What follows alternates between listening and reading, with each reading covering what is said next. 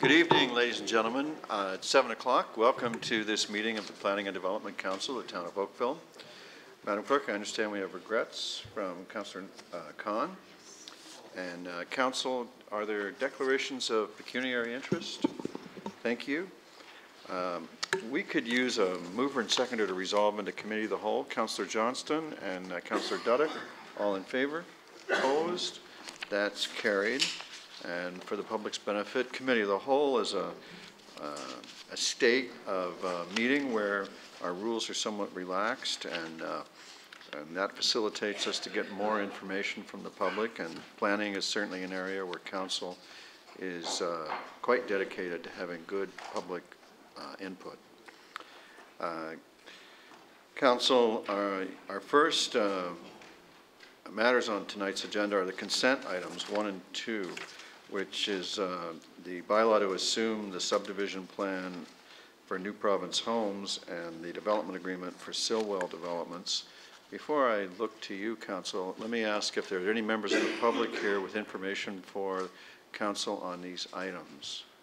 No. Council? Councillor Robinson. Your Worship, I would be pleased to move consent item number 1, and I do number 2 as well, unless the other appropriate ward councillor wants. Thank you. We'll find out. Councillor Knoll? I'd be happy to move number 2. All right, well, we can only do one mover at a time. Councillor Robinson moves consent item 1. Is there discussion? All in favor?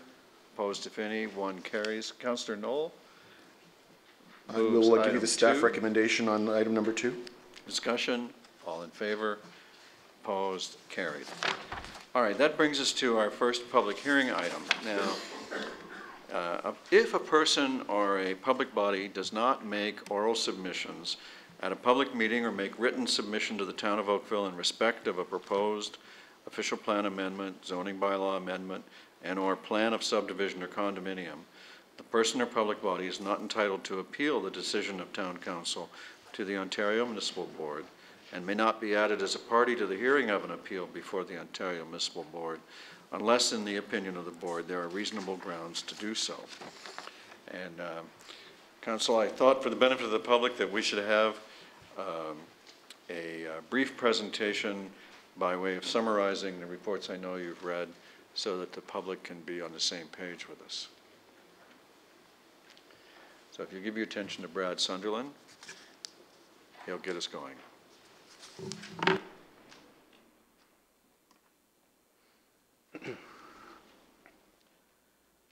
So good evening, Your Worship and members of Council. I'm here tonight to present the pilot Kerr Village Community Improvement Plan and the proposed facade improvement program.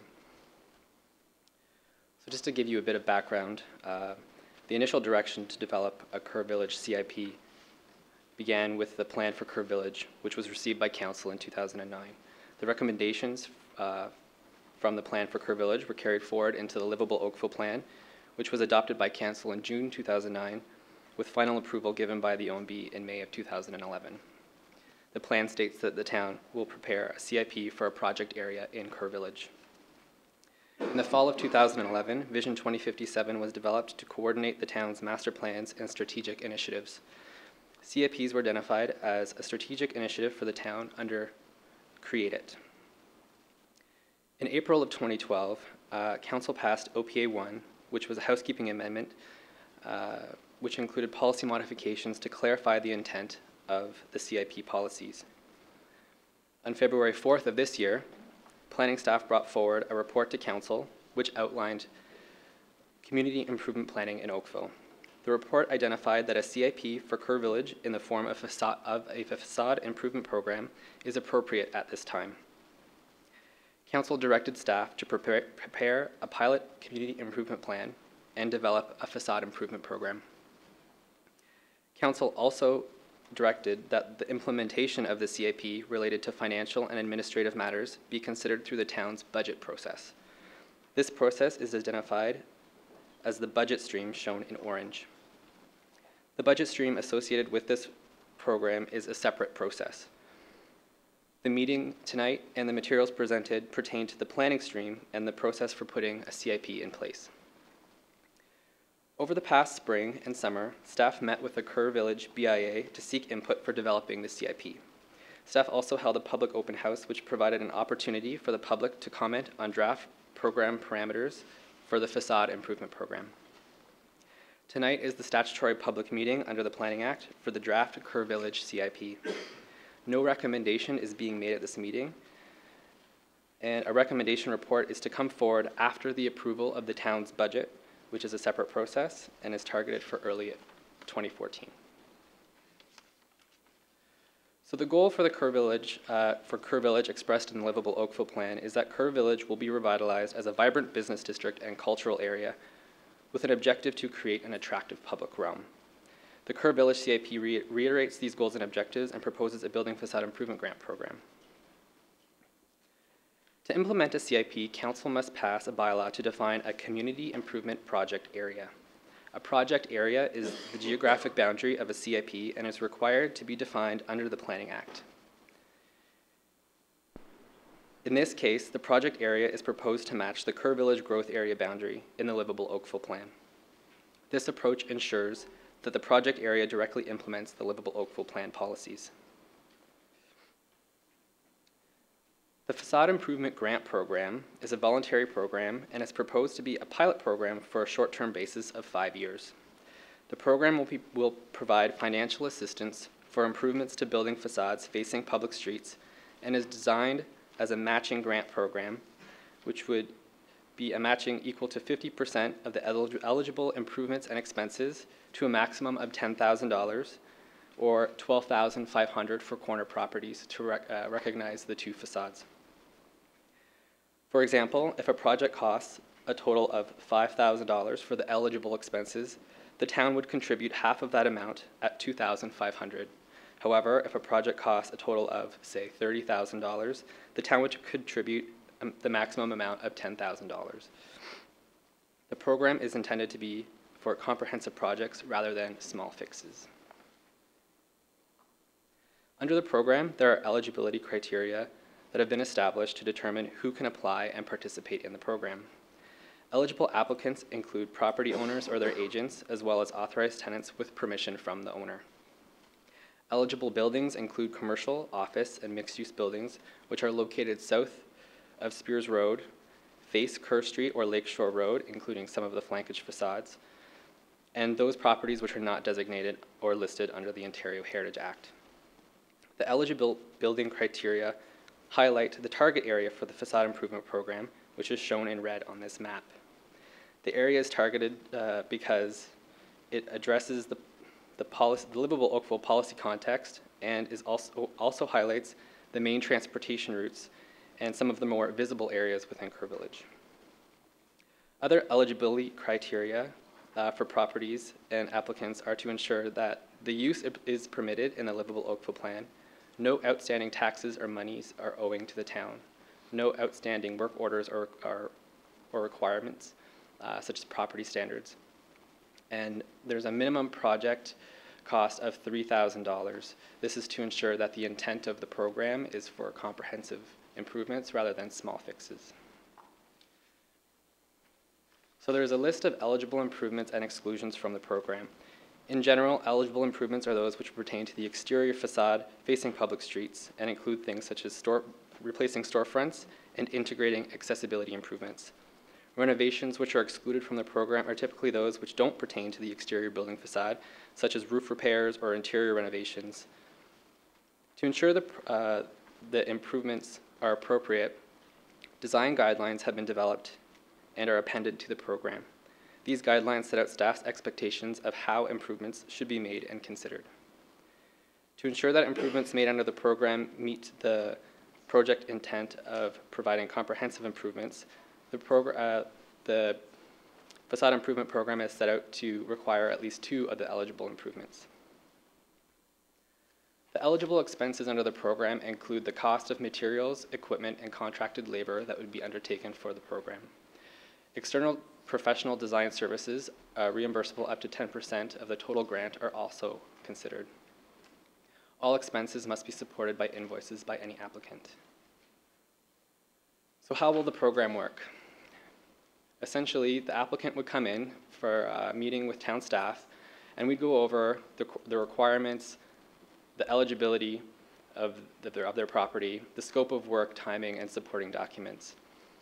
We also offer design assistance from our urban design staff to speak with the applicants to ensure that the improvements that they are making would comply with our design guidelines and also just best practices from an urban design perspective. The application submission would be essentially an application form and the submission of the required materials under the program. Once the application is submitted, town staff would review the application to ensure it's eligible. Applications which do not meet the program eligibility, or if materials are missing, the application will not be reviewed and the applicant will be notified. If they are eligible, staff may perform a site visit or inspection and review the application against town policies, bylaws, and design guidance. If there are gaps in any of the information, staff will seek the additional information. Approval. When staff are satisfied that the proposed improvements are to our satisfaction, we'll ask them to enter into an agreement called a letter of understanding or an LOU. Upon entering into the agreement, staff will provide its recommendation along with the signed agreement to the Director of Planning for approval. If approved, the approved agreement is provided to the applicant, and if it's refused or denied, a refusal letter will be provided to the applicant. Upon receiving approval, construction can commence subject to the terms and conditions of the signed agreement. If additional permits, such as building permits, are required, those must be secured before construction can start. These permits are not eligible expenses under this program. Final step is the payment of the grant.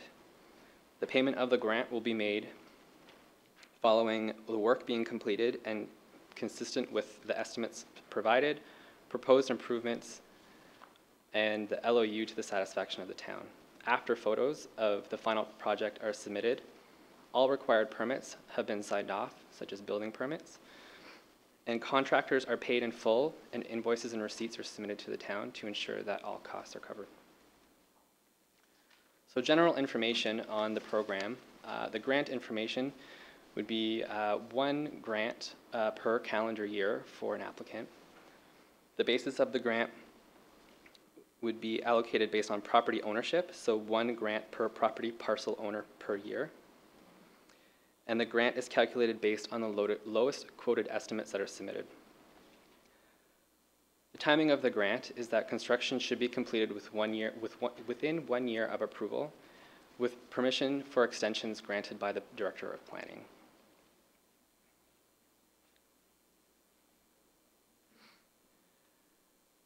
The administration of the program.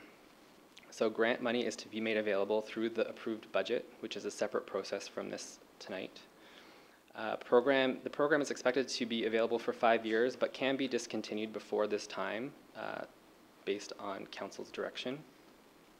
Permits required through other departments are still required. Work must be carried out in accordance with the Ontario Building Code and municipal bylaws. And there's application deadlines which we are considering depending on how popular this program is or isn't. So we could set a deadline for ensuring within a 3-month time frame. That's when we are accepting applications, and can be extended if we're not receiving that many applications. Who knows? We'll see. And they will be reviewed on a first in or first reviewed basis, subject to available funding. So monitoring and reporting. So a mechanism to ensure that the program is operating as it should, the CIP commits staff to provide a monitoring report to council in any year where there has been a budget allocated to it prior to the next year's budget considerations. The monitoring report will report back on the program uptake, funds dispersed through the incentive program, feedback from applicants on an incentive program, and the results of the incentive program, including an evaluation of its effectiveness. The purpose of the monitoring report is to utilize its findings in order to adjust the incentive program as necessary to improve their effectiveness, ensure the programs are administered effectively, and ensure the programs continue to meet the goals and objectives of the CIP and the Livable Oakville Plan. The monitoring report will recommend to council if the facade improvement program should be continued, discontinued, or be adjusted. It may also provide recommendations on the expansion of incentive program offerings or new CIPs to be developed for other areas of the town, subject to the policies of the Livable Oakville Plan and council direction and approval. So as we were going through the development of this, the CIP was posted online at the beginning of this month. We've had some comments from an internal perspective, and that's just to continue to coordinate the administrative guidelines with the materials within the CIP. So that's kind of just some housekeeping, moving things around to make sure that it complies with the Planning Act. And also we met with the Kerr Village BIA Development Committee last week and went through a very similar presentation with them and discussed a number of, had opportunity for questions and answers. And some of their main concerns were with regard to program uptake and opportunities to encourage participation, some of the submission requirements, the review process, eligible expenses, the frequency of the grant, and the timing of application. So we were working to address some of their concerns that they brought up in that meeting. So tonight is the statutory public meeting, and that comments from the public regarding this the pilot Kerr Village Community Improvement Plan be received. Some of our next steps after this meeting will be to address the comments received. There'll be the town budget process, which is separate from this process in the fall of this year. Following that, Planning and Development Council meeting will come forward with a recommendation report to adopt the bylaw, depending on the outcome of the budget process, and also to the continued promotion, education, and communications with the community, council, as well as the BIA. So with that, I will hand it over to Dana. Through you, your worship and members of council, I did just want to add to the next steps that a full procedure on this program will be developed in accordance with all the information you've seen here that will go to Administrative Services Committee for approval under the policies and procedure. Okay, thank you very much, and thank you for the report. Council, are there questions for staff? All right. I understand we have an several interested members of the public with information for council tonight. Madam Clerk, would you call the first delegation? First delegation is Mr. Alan Cowell, the past chair of the Kerr Village Business Improvement Area. Mr. Cowell, welcome. Council looks forward to your information. Thank you, Worship and Councillors. Basically, I'm going to keep it nice, short, and sweet. That our BA subcommittee development, excuse me, our sub-development committee met with the planners, discussed it. We're in fully support of it. At our next board meeting, we're going to bring it back and expect the full board to thoroughly approve it. And we look forward to working with the planners to get some facade improvements within Kerr Village. And we look forward to working with the town. And we encourage the councillors to please process this and get it approved. Thank you very much for the encouragement. Any questions, Council? Councillor Adams. Did your group have a discussion around the number of applications they thought would be interested in coming forward in the first or second year? We've identified probably 20 buildings within the area that we would actively encourage the owners to apply for these grants. Okay, and are they 20, I'll call them substantial improvements that would meet the whole $10,000 kind of yes. Okay, thank you very much. Appreciate that information. But at least 20. There's probably more.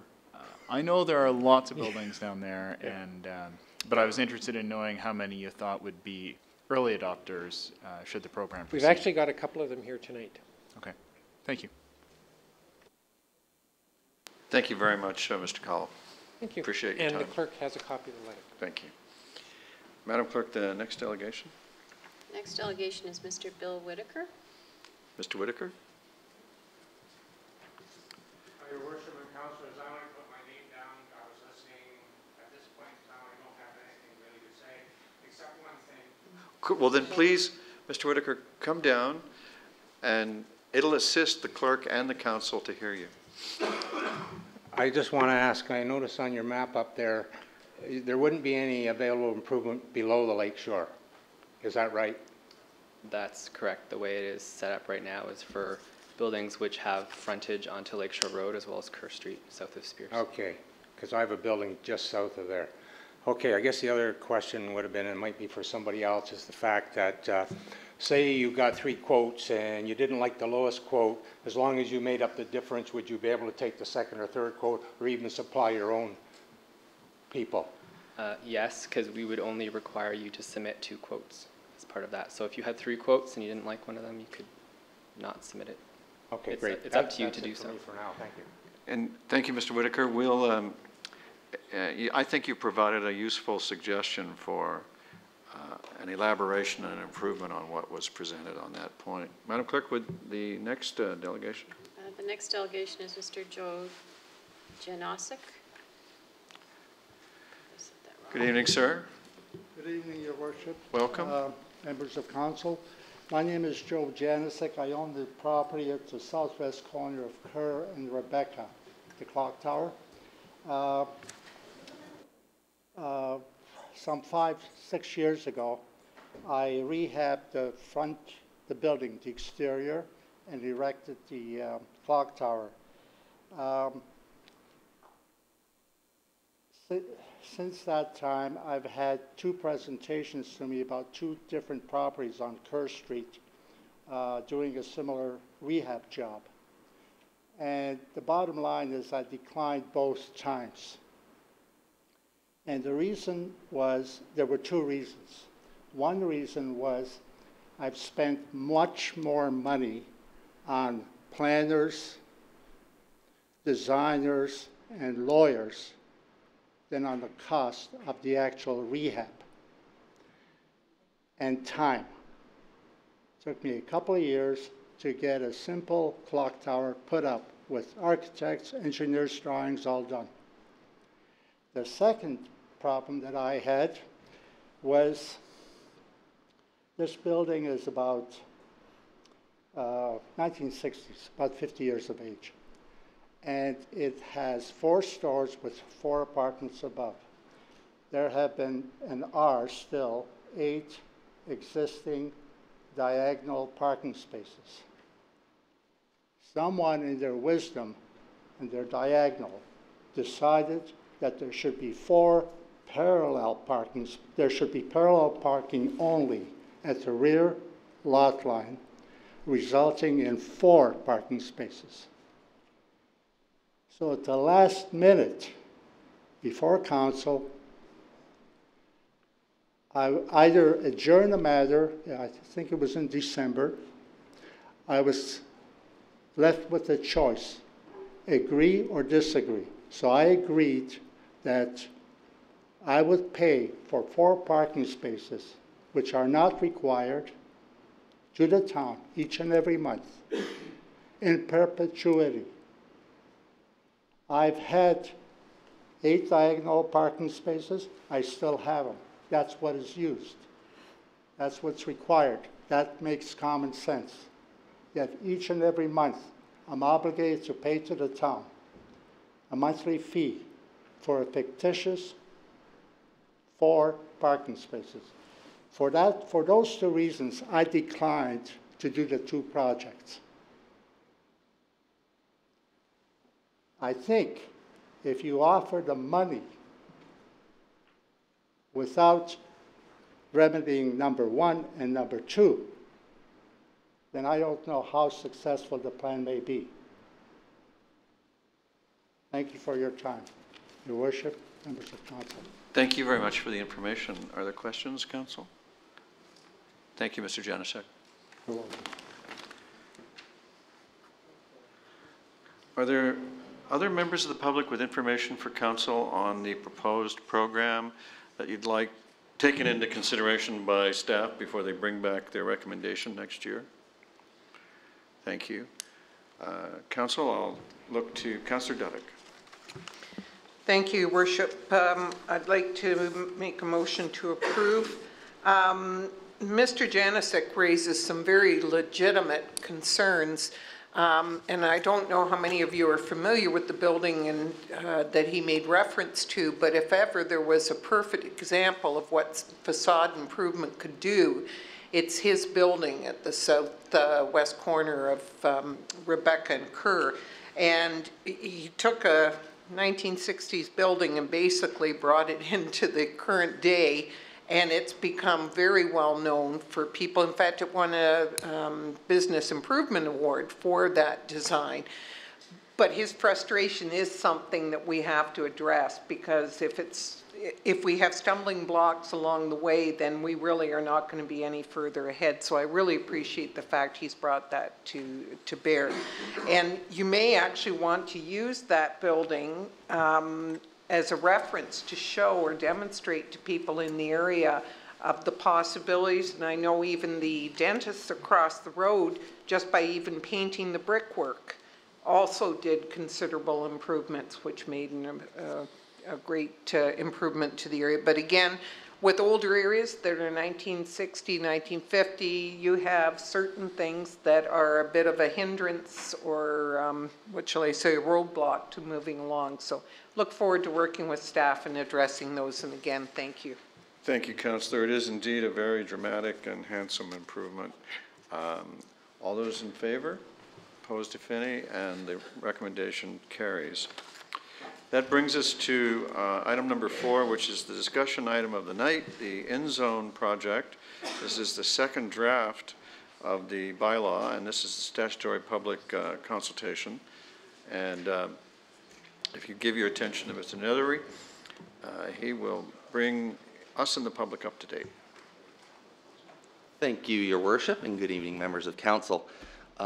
Very happy to be back before you tonight with a significant status update on the in-zone project itself. You all by now will have paper copies of the second draft of the 2014 zoning bylaw in your hands with the dandy cream-colored cover. It's also available online for public review as well. Staff's presentation tonight is going to focus mostly on the consultation process that has been undertaken on this project, where we have come from up to this point, and how we get this project through to completion early next year. The heavy content-oriented discussion is currently planned for the statutory public meeting scheduled for Monday the 4th. And to start off this presentation, wandering back down memory lane when the Maple Leafs weren't a playoff team and the Blue Jays were budding with permanent optimism, Council in October of 2011 approved the terms of reference for the in-zone project, setting out the obvious first principle that we need to conform to the livable Oakville plan, that we need a zoning framework that implements its goals, its policies, and its vision, and turns that into enforceable and actionable use permissions and regulations. To try and answer some of those detailed questions, an additional 8 principles were set in order to guide staff in making its recommendations back before you, with any additional research being undertaken as required. This resulted in a series of 10 technical papers received by the in-zone subcommittee over a 1.5-year period that took those policies and turned them into draft regulations. Each of those reports containing a variety of analysis and research based upon what our neighbors are doing, what has been undertaken in recent zoning projects across Ontario, and the recent decisions that have come out of the various approval bodies here at the town. Once those papers were released and drafts prepared and produced, staff were able to deliver a variety of consultation programs to inform the public about this project, to educate about zoning, and most importantly, to receive that feedback and to learn about the issues that people are facing and dealing with in the town when it comes to development. This manifests itself through, as of last week, 23 separate workshops being presented to a variety of business and resident stakeholders here in the town, an online version for people who aren't necessarily able to make those set workshop events, and finally, a couple of sets of open houses, the first one being very specific to urban design issues in low-density residential areas, and our first round of open houses on the draft bylaw itself. And this is the point where I divert from the script to point out the token typo in the report that we actually went out and did 8 events and not just 7. In between all of that, staff were facilitating a number of one-on-one meetings with individual stakeholders and property owners to try and address individual concerns, and meanwhile fielding an increased number of email and telephone inquiries, which for some reason have gone up in the last week and a half. Add in the 2 rounds of technical advisory group meetings with internal staff. All of this consultation, research, and analysis leads us to the creation of a second draft bylaw, which is out for statutory public consultation.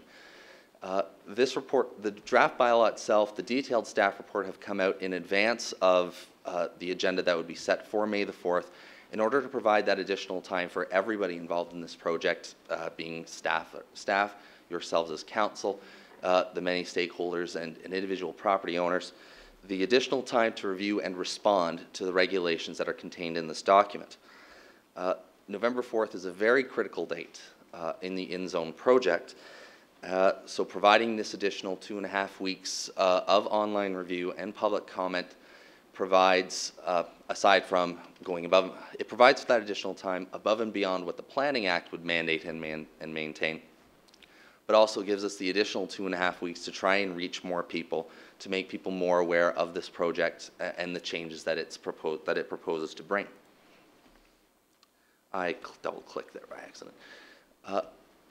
What the statutory public consultation process for a comprehensive zoning bylaw review differs somewhat from what you would see in a normal development application here in Oakville. Our requirements, our expectations, and timing are dictated by the Planning Act. So we're required to do 1 open house at a minimum. Staff will be going out twice to QE Park and 1 night here at Town Hall with the maps, the draft text itself, and a whole ton of display panels to try and help answer people's questions at those events. We'll also be doing our drop-in before the statutory public meeting itself on November the 4th. We've received a ton of correspondence up to this point, I believe 35 official letters and counting. Those letters, a summary of that consultation, will be brought forward as part of the staff report on Monday, November the 4th. The statutory public notice itself will be posted in the Oakville Beaver as permitted through Planning Act regulation. But we will also be trying to additionally reach out through our project mailing list, now at 220 names, a targeted mail out to the recipients as noted in the staff report before you tonight, our usual website promotion, including the project webpage, and of course any help that council and various stakeholder groups in the town are able to provide to us. There's a number of side projects that will be coming alongside the draft 2014 zoning bylaw through to completion, and chief amongst those will be an official plan amendment.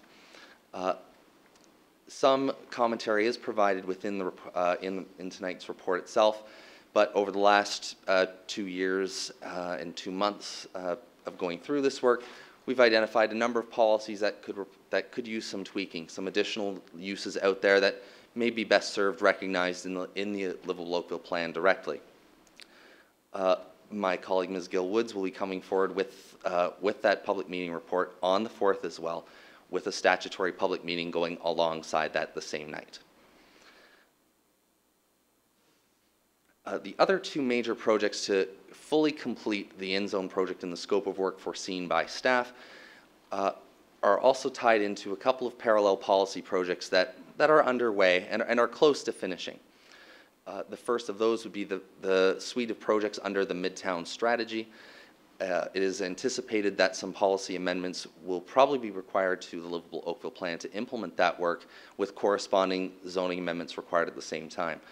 There's some detailed commentary in Appendix A on the report as to why 2 transitional zones are recommended at this time, but suffice to say a full zoning proposal would come forward alongside the Midtown strategy work. Our urban design staff under Ms. Tizard's guidance are also working on the urban design manual under the banner of Livable by Design. It is anticipated, actually predicted in the policies of the Livable Oakville plan today, that some amendments will be required to complete that work. It's anticipated that some zoning recommendations will probably come alongside that. Staff are making the recommendation to council that it's best to have that discussion through a separate and dedicated public process where the issues can be fully threshed out and discussed at that time. As for the project team itself, we're continuing to respond to the various inputs and comments that we're receiving from all sorts of stakeholders, are continuing to review and monitor issues with parallel projects that are going on. Milton, for instance, is about at the same point with their review as we are today. We forecast one more meeting, at least, of the in-zone subcommittee as well, to discuss consultation undertaken, further research, potential recommendations as well. And we'll also be beginning our implementation work in terms of taking a brand new zoning framework and making sure that that's codified in our various practices behind the counter at Town Hall, incorporating various findings and identified lots into our Amanda database, so building officials are aware that some additional zoning regulations apply here. Creating the All About Zoning Workshop Staff Edition to explain some of the key concepts and changes that are associated with this document. And of course, continuing to respond to the many comments received. I'd be remiss, now that since I have your attention, if I didn't thank the many people who have been involved in getting this project here. I'm just the guy who gets to talk about the presentations. It's really folks like Ms. Boddington, Mr. Rubik, and Mr. Sunderland who do the heavy lifting in the analysis and the research into this document for your consideration. And of course, the ongoing guidance of our approvals team, Ms. Anderson, Ms. Childs, Mr. Doe, and Mr. Tudort. And one key interesting note of fact, every single staff member in our Strategic Business Support Division have now been involved in the in-zone project, running some sort of analysis, testing, modeling, or mapping work, which just shows how many resources it's taken to get us to this point. Our 6 interns are to date, including Mr. Hannum, who's watching at home tonight, I've been told. Our 24 technical advisory contacts, your assistance is the in-zone subcommittee, and the many consultants, developers, stakeholders, members of the Public Residence Association's contacts, BIA contacts, and whoever else I may have forgotten. Hope that was fast enough. Your worship, members of council, staff are happy to answer any questions you may have tonight. Thank you very much, Mr. Nethery. Councillor Robinson will oblige you first. Thank you, Worship. Could I have possibly read that the open house at the QE Park facility was going to be 2 o'clock in the afternoon? Might I have read that someplace? Through you, your worship, you would have read that in our staff report. The usual customization that that's not fair. The usual approach that we've been taking to the open houses at town-owned facilities is to run a 2 to 4 p.m. workshop and a 7 to 9 p.m. workshop. It's kind of awkward, and staff weren't expecting this. The 2 to 4 afternoon workshops tended to be the best attended from the first rounds themselves. So. I give up. Thanks, your worship. In other words, good answer. Any other questions? Councillor Giddings. Thank you, and thank you for the light reading material. In terms of the public meetings, just curious, when people came out, were they at a 30,000 view across the whole town, or were they neighborhood-specific people that were, in terms of the questions that came out? Your worship, I would characterize the majority of the questions that we have been receiving are very property-specific to this point. What does this mean to, I'll paraphrase it, what does this mean to my property? Am I allowed to build this, undertake this use, do this, do that, park cars on my property, etc.? There has been some issue-specific discussion, in particular, 3 issues seem to be generating a lot of content at that 30,000 foot level, being transition clauses, the general treatment of massing in the current RO zones, proposed -O Suffolk zone, and outside storage all of a sudden this week as well. But the majority of the comment is generally very property specific, and not uncommon from my past experience with zoning reviews. Thank you, and there's more to come in the binder, and I had a question about the 2nd Street historic heritage area, for example, in terms of those graphs are yet to be populated in terms of the 22% lot coverage and so on. So when will people be able to expect to see that? Your worship, I'm going to start off by I'm going to go off on one of my usual tangents to start off first. This relates to an outstanding council item to staff that dates back quite a few years in terms of trying to harmonize the zoning that applies south of downtown Oakville in the Old Oakville Heritage Conservation District and east of there in the 1st and 2nd Street Heritage District. Staff have taken a preliminary look based on the data that we have today that does support the ability to rationalize that zoning somewhat. However, in order to find out what that recommendation fully is, it requires a little bit more field work. Staff in our transportation department, again, the broad scope that InZone is taking, are able to dedicate some survey crew time to help us with determine some measurements in that neck of the woods, which would determine and populate the graphics that are proposed in that special provision. The data that we have at present, based on recent building permits issued, suggests that the height and the lot coverage that you see in special provision 11 in the draft bylaw reflect about 90th, 95th percentile planning in terms of, well, 95% of the buildings that were built seem to be below that mark. The remainder are above that. The survey work is anticipated to be undertaken later this month. Depending on how the timing works out, we may be able to report on that at the statutory public meeting on the 4th. If not, it will probably have to show up in the final draft for council's approval. The heights and the coverage that are in there right now are to instigate that discussion, and for this reason, this is why the 1st and 2nd Heritage Street residents are identified through a targeted mail-out in our notice section. Thank you very much. I appreciate the detail. That's 2 good answers in a row. Anybody else? All right, thank you very much. Are there members of the public with information for council on this file? Or are you going to hold your fire until later? All right, I'll look to the council for a decision here tonight. Councillor Johnston? I'll move receipt. Thank you. Councillor Johnston moves the staff recommendation. Discussion, all in favor? Opposed, if any? Carried. Thank you, Mr. Nethery, for your report. All right, council, item number 5 on our agenda asks if you will approve or endorse the nominees for the Ontario Heritage Trust Volunteer Recognition Programs as set out in confidential Appendix A of the report from Planning Services dated September 18th. What is your pleasure? Don't all speak at once. Councillor Demoff. I'll give you a motion to approve the staff recommendation. Thank you very much. I will put the vote. All those in favor? Opposed, if any? That is carried. Can I open the envelope? Oh, right. Okay. Fine. In the fullness of time, the recipients will be revealed. Thank you, Councillor Demoff.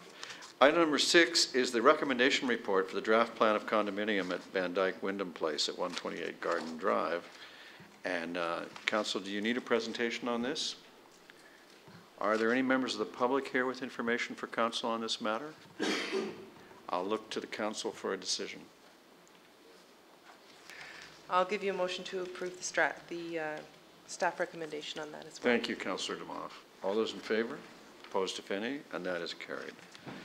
That brings us to item number 7, which is the recommendation report for Marquet Homes at 3113 Upper Middle Road West. Are there members of the public with information for council on this matter? Councillor Elgar. Yeah, Councillor Lapworth and I will not need a presentation unless there is somebody in the public that would like to see the presentation. So I'd be moving the recommendation. Thank you, Councillor. We've determined that there are no volunteers to assist us with this matter, and I accept your motion. All those in favor? Opposed, if any? Item 7 carries. Now, Council, I have to call your attention to a small typo on item number 8, and I hope this reassures the resident of 65 Forsyth that the real object of this bylaw amendment is 64 Forsyth. So with that understanding, are there any members of the public here with information for council on this matter? I'll look to council for a decision. Councillor Giddings? Yeah, that's come through Heritage, and happy to move the staff report. Thank you, Councillor Giddings. All those in favor? Opposed, if any, and that carries.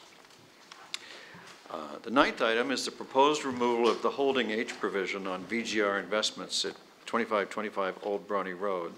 Are there members of the public here with information for council on this item? Councillor Elgar. Yes, if there's no one in the audience that needs a presentation, Councillor Lapworth and I don't need a presentation on this either.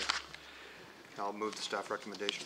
You're being very active for a guy with only one eye. Very, very good. All those in favor? Opposed, if any, and that carries. There are no confidential discussion items before us. We do have our advisory committee minutes from the Heritage Oakville Advisory Committee, and the recommendation is to receive. Councillor Giddings, will I look to you? I'd be happy to move receipt. Thank you, Councillor Giddings. All those in favor? Opposed, if any? That carries. I now need a motion to